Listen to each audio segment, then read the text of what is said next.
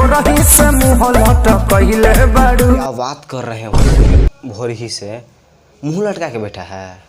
वे cameraman हला तो सकूँ, मुँहे काट देते हैं।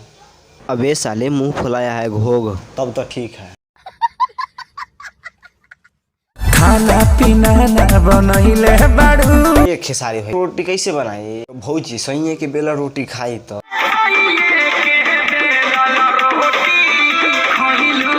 ऐसे न कहल जाला कि मेहरारू के ज्यादा माथा पर न चढ़ावे के चाहिए।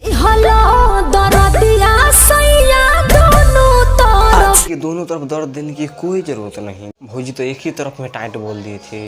तबे नु बर्फ लेके रहती है। तब तो खेसारी जी तुम्हारे पिछवाड़े में टपाटप करते।